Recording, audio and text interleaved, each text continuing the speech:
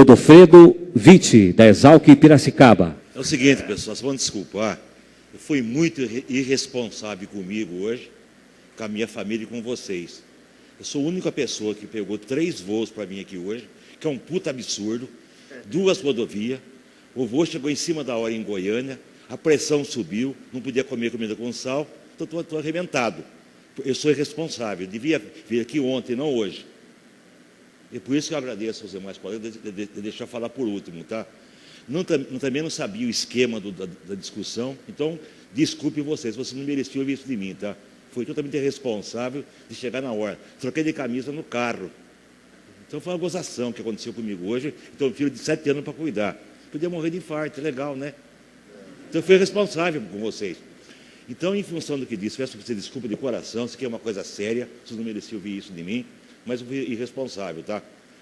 Eu só queria dizer o seguinte, que em relação ao que falaram os colegas aí, o Cleiton falou uma coisa fundamental, né? Todos falaram, logicamente.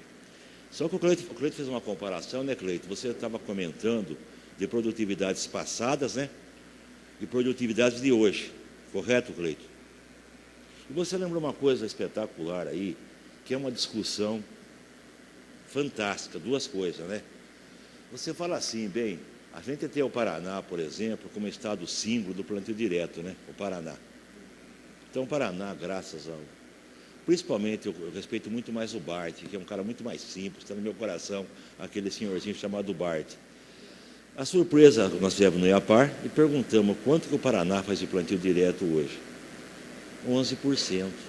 Eu falei, mas como 11%? De plantio direto de verdade.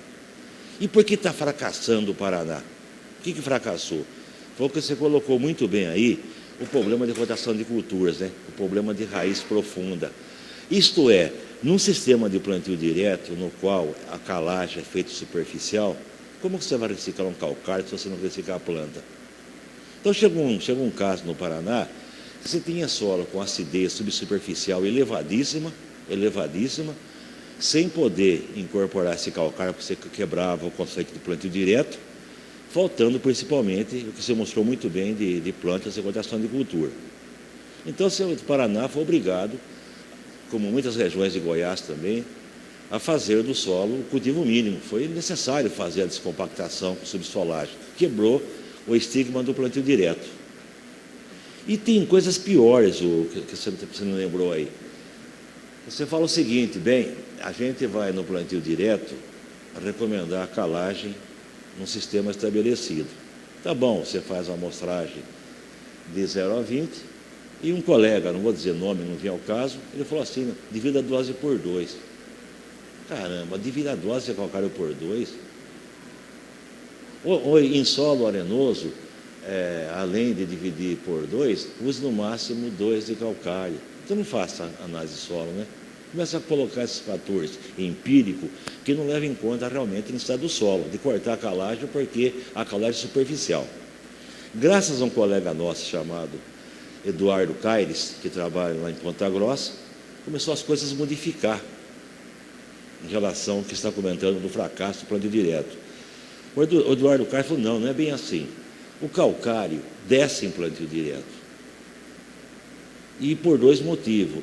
Não vou mostrar, que é muita coisa para mostrar.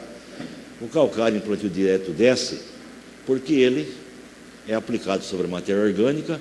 A matéria orgânica é ativada pelo pH elevado, forma pares de ânions, como bicarbonato, como carbonato, como nitrato, que puxam para baixo o calcário.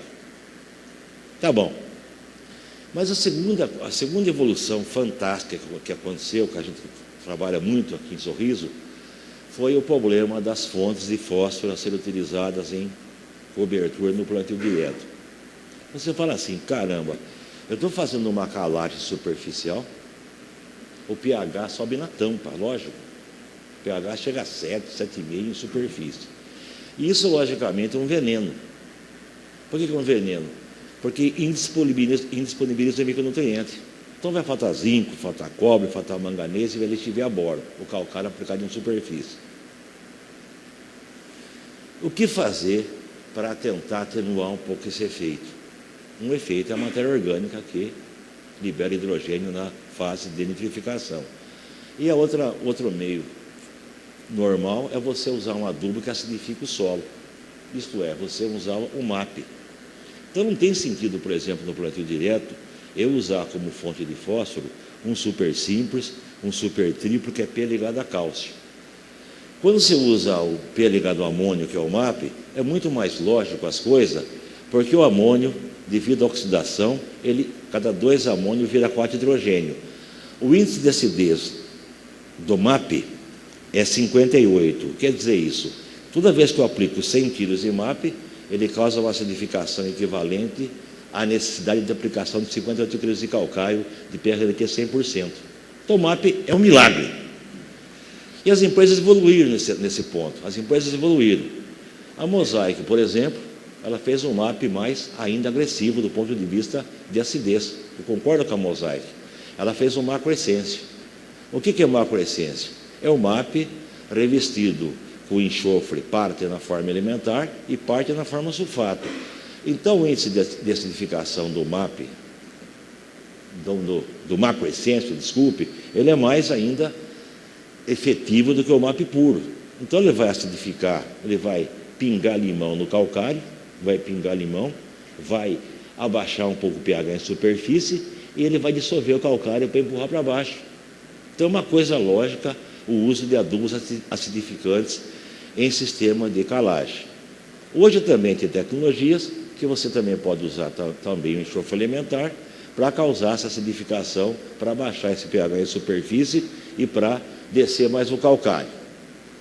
Você também comentou, Cleiton, desculpe, que além dos fracassos do plantio direto devido à má rotação de raízes no sistema, e lembrar o seguinte, né, que em subsuperfície, por ter menos matéria orgânica, o PCZ do solo, o ponto de carga zero, é mais elevado.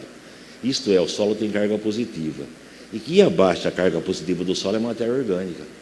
Não tem jeito, a matéria orgânica que vai baixar a carga positiva para dar a carga negativa. E é evidente que eu vou conseguir somente isso com plantas de folha estreita. Exemplo típico é a braquiária, exemplo típico é a cana-de-açúcar, exemplo típico são as gramíneas que você mostrou aí com muita propriedade. Então, a gente procura, no caso, Cleito, buscar realmente ter um plantio direto na acepção da palavra, e não um plantio direto falsificado, que você fala, daqui 3 anos eu vou tombar o solo, eu vou gradear para quebrar a compactação, eu vou gradear para incorporar calcário. Ou é plantio direto, não é. E o mais crítico que você comentou aí foi em relação ao fósforo, né? Que é um caso, por favor, é um caso bem discutido. Eu que mudo aqui, não sei, né? Bem, então, antes de chegar no caso do fósforo, quando você abordou aí, o Cleito, os fatores de sucesso de uma cultura ou de insucesso, você comentou, bem, será que nós não estamos fracassando? Onde que é o Leite? Desculpe. Será que nós não estamos fracassando? Não quer o laser aqui, Indogrim? Pelo menos isso, por favor, tá? É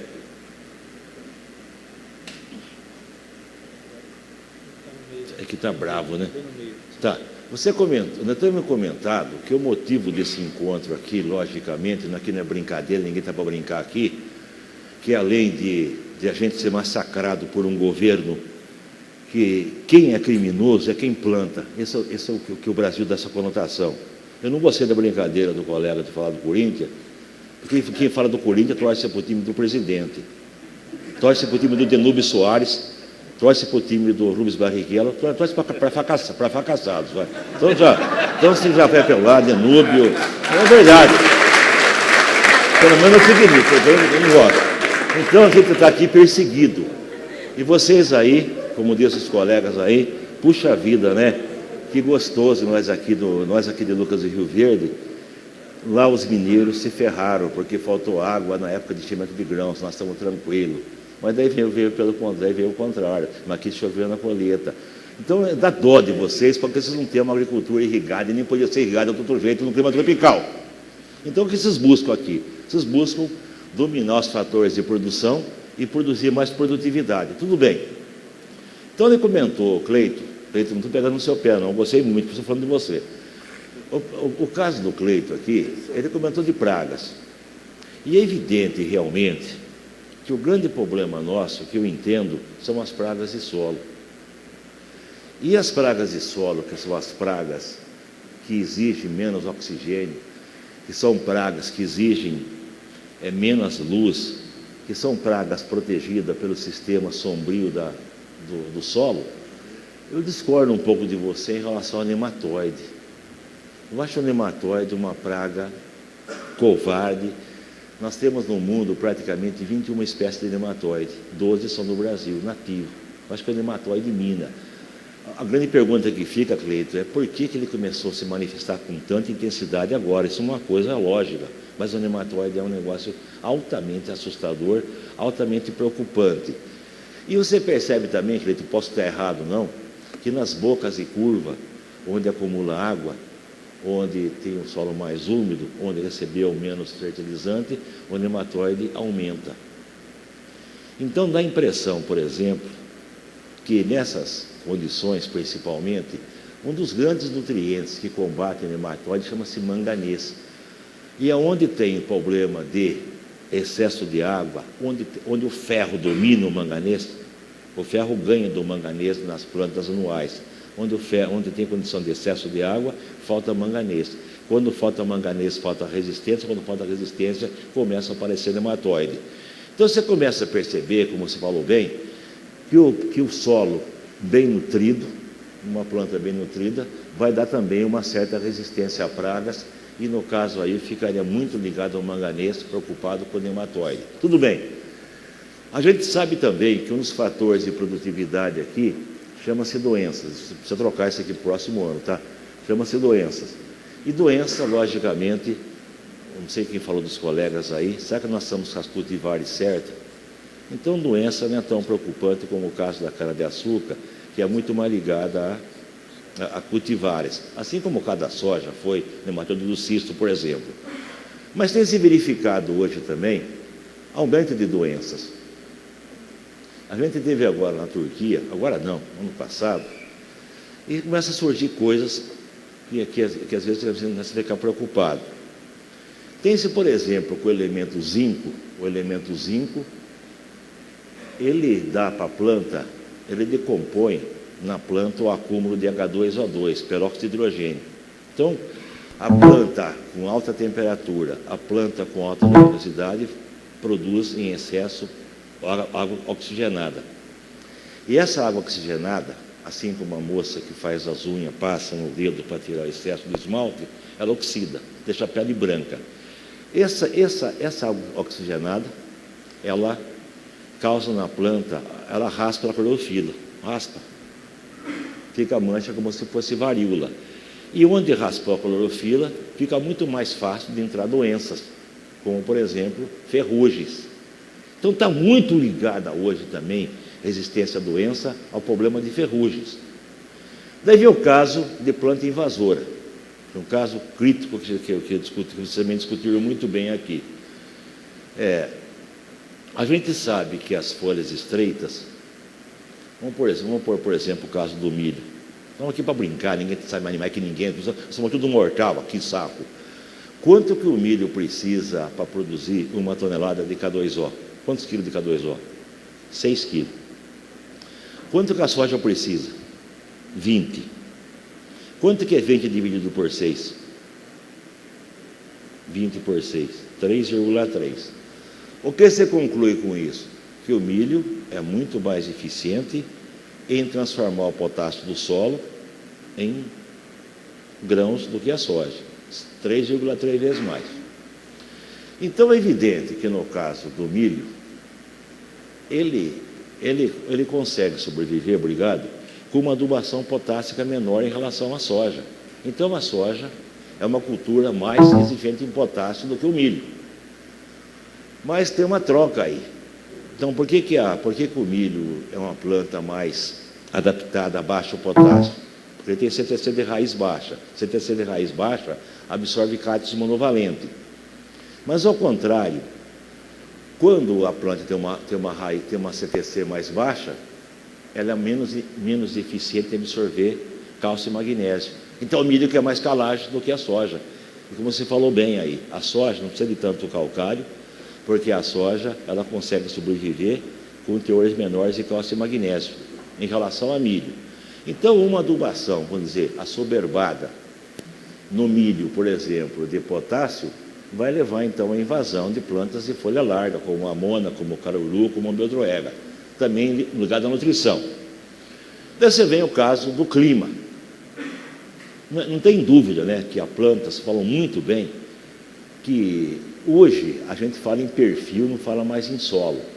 E quanto mais eu tiver perfil corrigido, mais eu tenho raiz. E quanto mais eu tenho raiz, mais eu tenho água absorvida. E como a planta não come, a planta bebe água salina, essa planta vai ser mais resistente. E nesse aspecto aqui, é tradicional o uso do calcário e principalmente o uso do gesso, que é um meio biológico, sem ter problema de mecanização, de você incorporar cálcio ao solo. Tudo bem. Acontece que o cálcio sempre está ligado ao elemento boro. Não é porque existe cabe, não estou escutando cabe, é que sempre a costura do cálcio é boro. E está cientificamente provado hoje que o boro é o principal micronutriente para formar raízes adventícias. Ou melhor dizendo, num aspecto global, tem se verificado sim que a nutrição de plantas adequada, entendendo inclusive todos os balanços de nutrientes, tem dado uma planta mais resistente à praga, à doença, à planta invasora, ao clima, desde que tenha uma genética. E como falou muito bem aí o colega Fábio, e bem como o Guilherme, isso daqui tem que ser feito com qualidade, né? Pelo produtor. Não é fazer, tem que ter qualidade de fazer essas práticas. Ele lembrou muito bem o Guilherme aí que compactação é uma coisa seríssima. A planta respira. E o oxigênio, além da respiração, também é fundamental para decompor matéria orgânica, para mineralização, e tudo está ligado à água. Bem, nesse aspecto, para passar só 5 slides aqui, a gente usa muito essa ilustração do professor Malavolta, a gente aprendeu muito com ele, que a adubação é uma coisa elementar. Você está procurando colocar no solo um fertilizante mineral numa quantidade e numa qualidade específica que procura cobrir uma diferença matemática entre o potencial da planta genético abatendo o que tem o solo. Então é evidente que essa adubação vai ser maior para plantas de folha estreita, porque a folha estreita tem 2 fotossínteses. Essa adubação vai ser maior para plantas de safra. Essa adubação vai ser menor para solos mais antigos. Mas o grande dilema, que vai fazer um resumo tudo aqui, de tudo que foi falado, é esse slide aqui. Você está preocupado em colocar no solo um fertilizante mineral que deve cair na solução do solo. Solução do solo significa microporo. Microporo é ditado pelo teor de argila. Nesses microporos, ditado pelo teor de argila, o fertilizante sofre a ação da água, de chuva ou de irrigação. Isso é chamado de hidrólise. Todo fertilizante que se preze é solubilizado. E solubilização significa o fertilizante ser quarteado em 2 pares, um par positivo e um par negativo. Então, quando eu uso, por exemplo, o KCl, é evidente que o KCl vai virar K mais Cl. Nitrato de amônio, amônio mais nitrato. O gesso, cálcio mais sulfato. E é indiscutível aqui, quem tem nutrientes, que tem uma velocidade de absorção. O que é absorção? Absorção está ligada à transpiração. Transpiração está ligada a clima. Quanto melhor o clima, a temperatura, a luz e a precipitação pluvial, maior a absorção. Mas a lixiviação é idêntica em termos de velocidade, porque o nutriente vai onde vai a água. Então a preocupação hoje em dia é aquele caso. Caramba, o cloro é o nutriente mais móvel. Mas não estou preocupado com cloro. Estou sim, porque eu uso cloreto. O cloreto aplicado no suco do plantio, como era feito antigamente, ele tinha 2 tendências. Ou ele matava a planta por salinidade, ou ela é perdida por lixiviação. O segundo, mais complicado, é o boro. O boro é altamente tóxico para a planta em quantidades altas no plantio, porque não tem sistema radicular suficiente, ele pode queimar a semente e queimar a muda. O nitrato é o nosso velho conhecido, sempre aplicar nitrato em cobertura. E também uma preocupação que surgiu muito hoje é o caso do sulfato, que falou muito bem o Zancanaro, que não tem sentido, num plantio direto, um laboratório acusar maior teor de sulfato em superfície. O sulfato, o sulfato é trocável. E elementos trocáveis são altamente móveis. Então, é difícil quantificar no solo cloro, assim como boro, assim como nitrogênio, assim como sulfato. O molibdênio é uma intersecção, ele fica meio termo. Eu sei também que esses ânions não vão para o perfil sozinho. Eles são carregados pelos cátions, eles acompanham cátions trocáveis. E o cátion mais carregado é o potássio. Então, hoje é muito mais preocupante a lixiviação do potássio devido ao cloro do que o próprio nitrogênio. Então, o que mostra a agricultura moderna hoje? Vamos jogar para vocês pensarem em casa. O cálcio e magnésio, por eu fazer uma prática barata chamada calagem, não é preocupante. A tendência hoje não é, logicamente, usar mais KCl em suco de plantio. Eu não posso também pensar que KCl pode ser aplicado em pré-plantio em solo arenoso. Cristo, então eu pego uma chuva num solo arenoso, com baixa CTC, o solo sem raiz, quando essa soja tiver raiz para absorver potássio, pode ter sido levado embora. Então, nós precisamos repensar muito nessa generalização de aplicar KCl em pré-plantio em qualquer tipo de solo. O KCl que cabe em pré-plantio é argiloso e não arenoso. O boro é um nutriente fantástico para colar o cálcio e magnésio, para colar o cálcio nas raízes novas. Então, eu preciso ter um boro de arranque.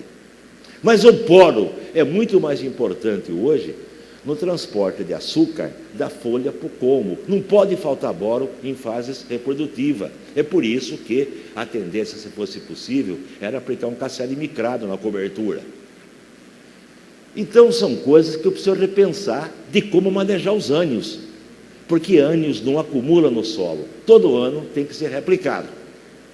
E como falou também o Zancanaro muito bem, é preciso lembrar que a matéria orgânica é sexta-feira. Matéria orgânica que é? Chompes da Brahma.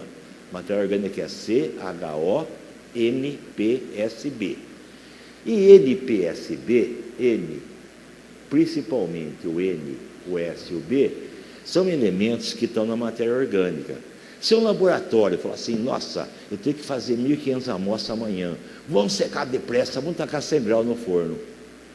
Todo N orgânico, todo sulfato orgânico vira mineral na própria secagem da amostra de solo. Todo boro que estava lá quieto vira boro superestimado, devido à pressa de um laboratório em que colocar numa estufa um monte de amostra no aquecimento. Esse é um fato que o Zancanaro falou que é tão importante esse fato, que a gente sabe que o boro é o único nutriente que você não determina por ataque nítrico perclórico, você faz por micro-onda. Por quê? Porque no passado, quando se fazia as queimadas das plantas, seja pastagem, seja algodão, seja cana-de-açúcar, além da perda da matéria orgânica do nitrogênio, do enxofre, o boro é volátil, o boro vai embora. Então o boro é enjoado para quantificar em laboratório. Tem que ter uma temperatura específica para boro, porque senão o boro vai embora, na mufla. Então está corretíssima a padronização que ele falou, o Zancanaro. Será que nós usando um diagnóstico errado? Então você fala o seguinte, bem, nutrientes, lixiviação. Teoricamente, esses nutrientes que têm lixiviação, nada impede que os coloque em área total, porque eles vão aonde a água vai. O complicado realmente é quando a água umedece a argila e ocorre a fixação. E a fixação ocorre para fósforo como para os micrometálicos. Fixação não é perda, é mau uso do fertilizante. Fixação é uma competição entre a raiz e o solo. Então, logicamente, como falou muito bem o Cleito, por que no passado, Cleito, você procurava localizar o fósforo. Então, o fósforo, logicamente, tem muito mais sentido de uma aplicação no plantio localizada, assim como os micrometálicos, vírgula. Mas eu sei que vocês têm o problema da logística, o problema do rendimento operacional. Dá para fazer isso? Vamos ser coerentes, dá. Mas dá quando? Quando tiver no solo um teor de fósforo mínimo, seja resina, seja ameliche. Um teor de fósforo que permita sustentar a planta. Agora, realmente, num solo com baixo fósforo em ano de seca, você vai perder a lavoura, como aconteceu na Bahia. Porque, mesmo sendo fixado, a planta bebe nutriente também por difusão os que estão fixados. Aqui bebe muito mais, porque é fluxo de massa.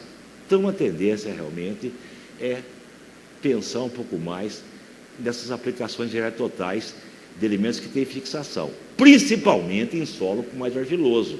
Então, é evidente que esses elementos aqui dão mais resultado em área total num solo mais arenoso. Esses daqui dão muito mais resultado em área total no argiloso. Então, tem essas coerências da vida. Bem, eu sei que aqui praticamente não tem erosão, a erosão leva a qualquer nutriente, e preciso ficar preocupado com as queimadas, mas um caso que levantou muito bem aqui o colega, acho que foi o Guilherme, ele estava comentando do problema da ureia. Aqui é uma coisa que você tem que pôr na cabeça. Eu sei que a ureia é um nutriente que, quando aplicado em plantio direto, 90% você mostrou o trabalho do Cabeças lá, 80% de plantio direto era perdido. Tá bom.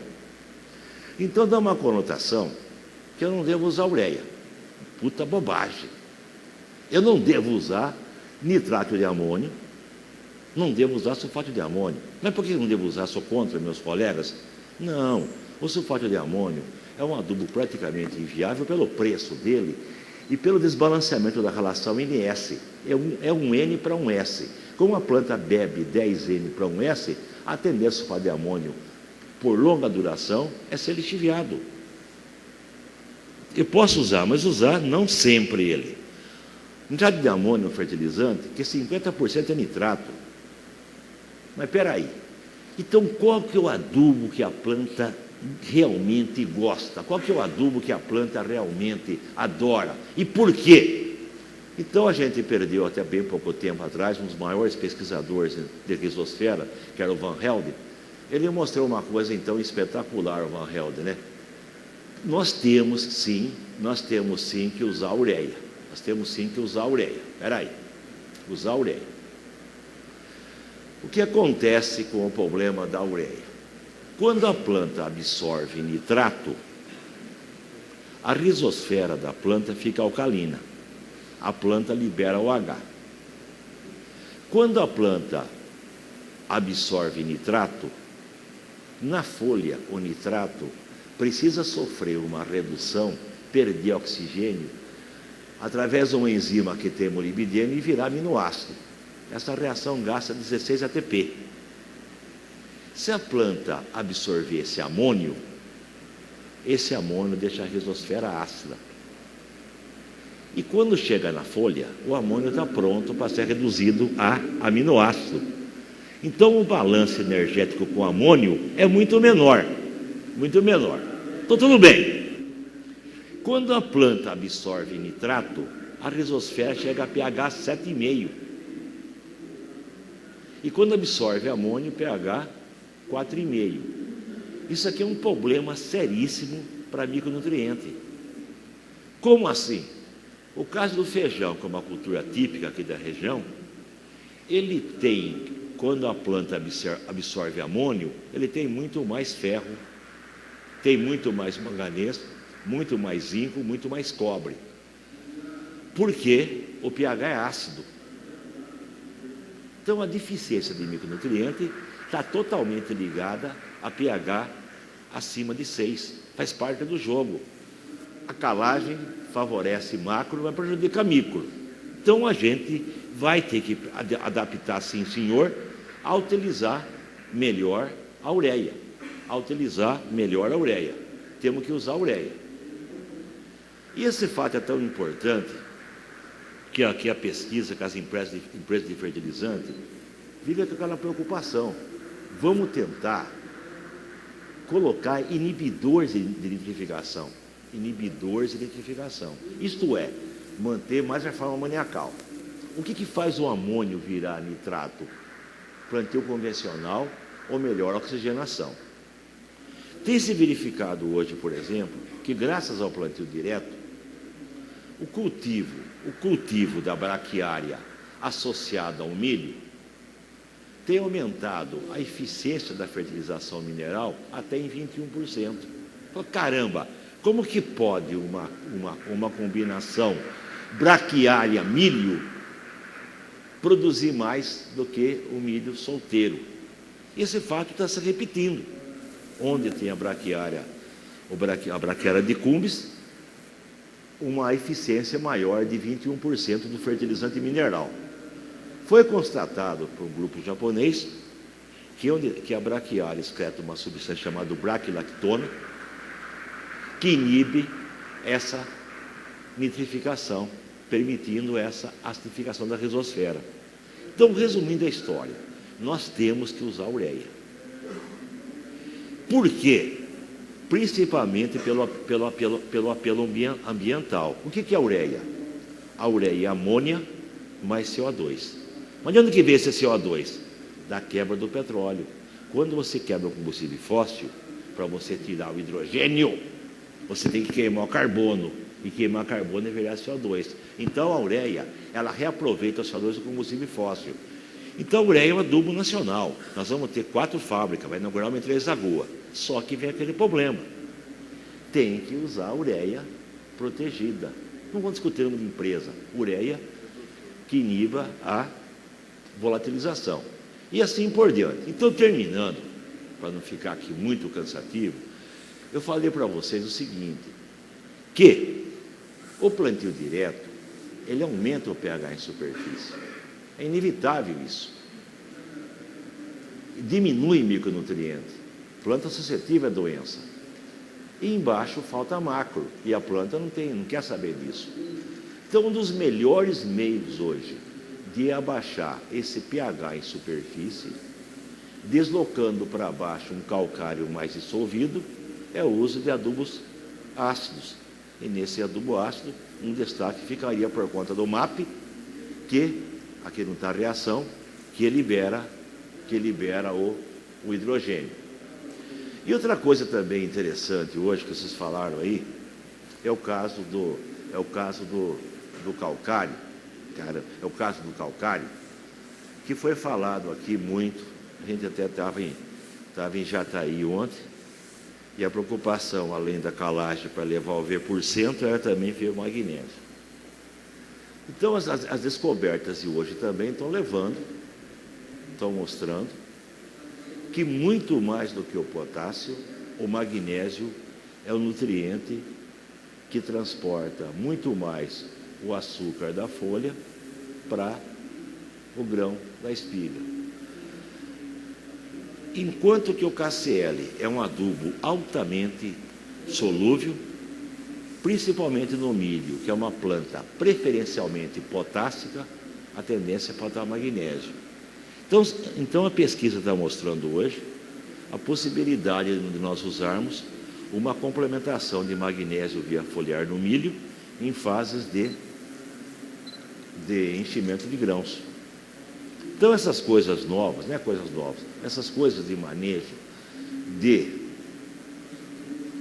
do dia a dia, que foi aqui levantado, são fundamentais na nutrição de planta. E o que fica aqui, a mensagem também um pouco espetacular aqui, desculpe da bagunça, eu não sei fazer coisa sem bagunçar, que foi bem levantado pelo Zancanaro, é o caso do enxofre. A gente esquece uma coisa fundamental. A planta não transforma o N mineral em N orgânico quando falta enxofre. Na planta, o N mineral fica solto. Então, quando você tem falta de enxofre, desculpe, só mais um pouquinho dessa bagunça, quando você tem falta de enxofre, a planta acumula N mineral. Então, os trabalhos do próprio Zancanaro aqui, vou pegar uma foto dele, desculpe, da bagunça. Vamos pegar só aqui esse caso. Onde falta enxofre, só a razão N solúvel, desculpa, a razão N solúvel é maior do que N proteico. Então, a planta não transforma o N em composto orgânico, por causa da relação NS da planta. Mas como assim, caramba? Como assim? Como assim? Onde falta enxofre, o que está acontecendo hoje? O que acontece realmente? A fixação do N2 pela soja é uma fixação na qual a soja toma o N2 do ar do solo, combina com o gás 3H2 e fabrica amônia. A pergunta é, de onde que vem esse H2? O H2 vem da respiração da raiz. Lembre que quando você fala respiração, você elimina gás carbônico e você elimina vapor da água. Para ver se alguém está morto de verdade, não precisa pôr a mão aqui. Você põe um espelhinho. Se o espelhinho ficar manchado, é vapor da água. Isto é, as plantas, assim como o ser vivo, quebra água, o enxofre quebra água em H2O2. Então, onde tem enxofre, tem fixação do N pela soja. Se não tiver enxofre, não tem fixação. Isso aqui é um trabalho nosso de 84, foi ontem. A colocação de 30 quilos de enxofre na soja resultou em muito mais nódulo. Por quê? Porque o enxofre quebrou esse vapor da água. E a soja, quando não tem enxofre, ela cama. Porque o enxofre na planta forma dois radicais, que dão, o sulfidrilo e disulfeto, que dão resistência ao frio e resistência à seca. Ou melhor dizendo, enxofre hoje é um elemento que está realmente preocupante em termos, inclusive, de qualquer tipo de planta. Então, terminando, juro mesmo que é verdade, quando você pega essa fórmula aqui, você fala, bem, eu sou agrônomo, eu preciso realmente preservar, eu não sei porque chama meio ambiente, para mim é ambiente inteiro, não preciso entender meio ambiente. Eu preciso combater esse fator aqui, da erosão, da lixiviação, da fixação e da volatilização.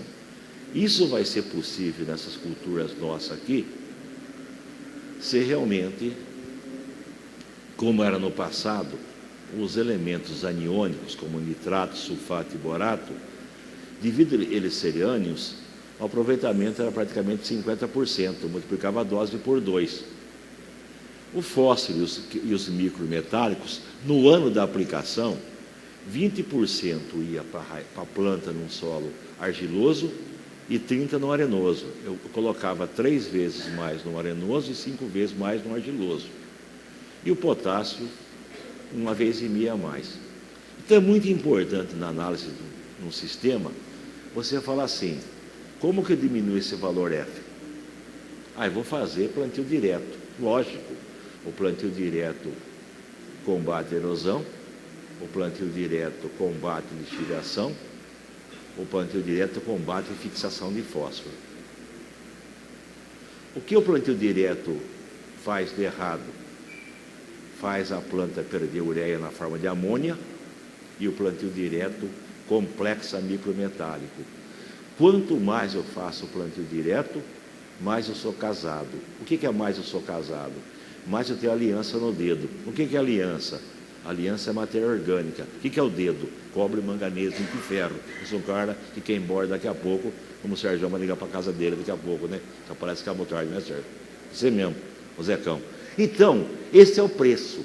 Então é evidente que no manejo de um plantio direto, eu não posso jamais esquecer de colocar esses micro via foliar, de tão pouco eficiente que é a aplicação via solo, seja pela fixação da matéria orgânica, seja pela fixação da argila.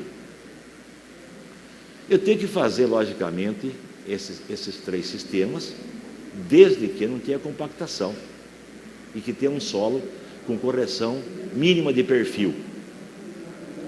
Fontes: jamais usar ureia sem proteção, jamais usar óxidos para fornecer micro no solo, óxidos, os chamados fritas, os chamados FTE, ou seja, o que seja, parcelar principalmente potássio e boro, aplicação à taxa variável e fabricação de raiz com a calagem, a gessagem e a fosfatagem. Então, esses fatores aí, levando em conta, vão começar a dar para nós subsídio do que foi falado aqui pelo Cleito das plantas em rotação, de pensar no fósforo, já que sempre posso aplicar fósforo em área total, do que falou Fábio da compactação, que é uma coisa seríssima, e o Fábio mostrou uma coisa inédita, né, Fábio? Que a compactação causando redução no teor foliar de nutrientes, né? Foi um negócio duro de se obter isso, enxergar isso na prática, né? E o Guilherme, que falou o básico, né? Que se não tiver água, não tem absorção. E aquela história, Guilherme, é tão interessante essa história, que um proprietário rural aplicou boro em excesso, ele queria recuperar, né? Ele aplicava água, daí que a planta morreu. Quanto mais água, mais bebe micronutrientes, mais bebe. Então, você nunca vai poder aplicar água para lavar. Quanto mais água você toma, mais ela bebe. Não é verdade isso, que quando você recomenda boro, a dose é maior em época de seca, porque falta água. A dose é menor em época de chuva, porque tem água para beber. E eu gostei muito também da sua conotação dessas amostragens. Lembre-se, micronutriente, metálico e fósforo está sempre em cima. Ou tem em cima, não tem embaixo. Não desce micro para baixo. E embaixo você procura os negativos, você vai procurar o boro, você vai procurar o sulfato. Tem que saber disso, sim.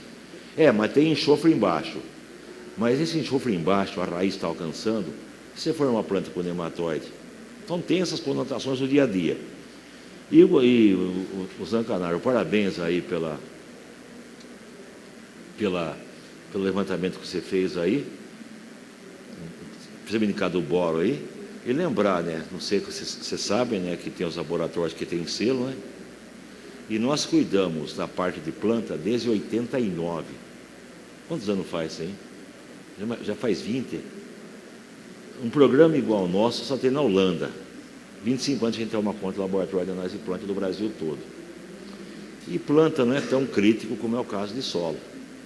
Mas tem realmente o problema do preparo da amostra, quanto a tiragem com o EDTA, o cobre que ficou aplicado por fora, o HCl, e a temperatura para tirar água. Então, para não ficar muito mais cansado, vamos deixar as perguntas em aberto. Só não vou aceitar a pergunta, estou chato hoje mesmo, provocativa. Eu posso usar calcário líquido? Eu não vou responder, tá? Tá bom.